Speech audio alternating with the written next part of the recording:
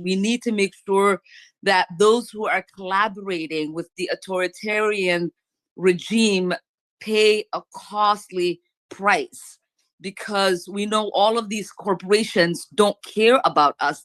They only care about their bottom line. And that's why we need to send them a message that they could actually hear, and that they will hear, and that they understand. And that is to say, if you want our businesses, if you want our money, then you have to cancel your contract with ICE. If you want our money and you want our business, you have to cancel your contract with Trump's authoritarian forces. You have to stop union busting. We have to make it loud and clear that if you do not support the American people are not going to support you.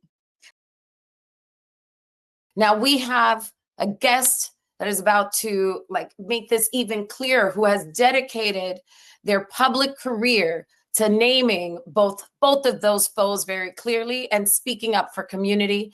It goes with a representative that needs very little introduction. I'm not going to gild the lily, because you all know the incredible, the fantastic, the, may I say, badass Representative Ilhan Omar. Please. So glad to see you. Thank you so much for having me. It is truly an honor to be here with you all.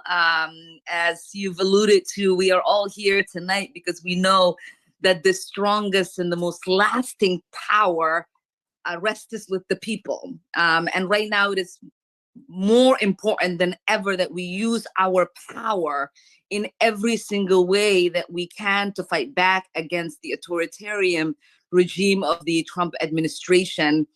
I know that so many Americans feel helpless right now. They feel powerless to stop ICE from terrorizing our communities and breaking up families. They feel frustrated by the lack of urgency from too many elected officials, and they feel overwhelmed by the scale of destruction that the Trump has inflicted on all of us, especially our country.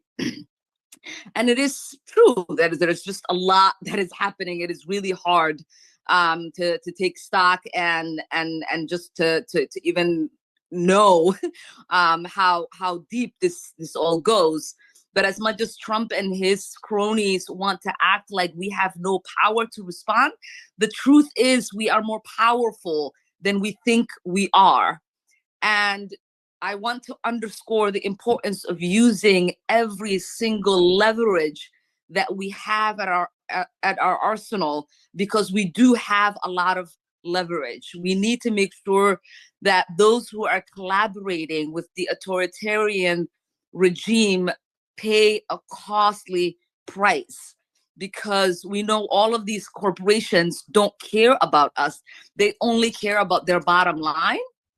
And that's why we need to send them a message that they could actually hear, and that they will hear, and that they understand. And that is to say, if you want our businesses, if you want our money, then you have to cancel your contract with ICE. If you want our money and you want our business, you have to cancel your contract with Trump's authoritarian forces. You have to stop union busting. We have to make it loud and clear that if you do not support the American people are not going to support you. Some businesses have already learned this lesson. We are seeing that. Just look at what's happening with Target, that is headquartered in my district. They attracted customers with their strong commitment to diversity, equity, and inclusion. And when they decided to roll back on their commitment to those communities and to those values without any real pressure from the Trump administration, their customer base plummeted. Their stock prices went crushing. Their CEO is departing. And that is all because of the power of the people. And that power is what we need to flex in this moment when it comes to Amazon, Home Depot, AT&T, and Starbucks. And there's probably a whole other list that people can choose to address. We need to show that these corporations, that they cannot take us for granted. that they can't hurt Black and brown workers and small businesses, that they can't hurt the LGBTQ communities and expect us to give our consent. Since I've been in Congress in 2019, I've fought hard to reduce corporate power. I've been on the front lines on working to overturn Citizens United, pass Medicare for All, eliminate corporate subsidies and stock buybacks, and advance a strong antitrust agenda. Our power in Congress is growing because of the people. And now we have more members who understand that people power is more important than corporate greed.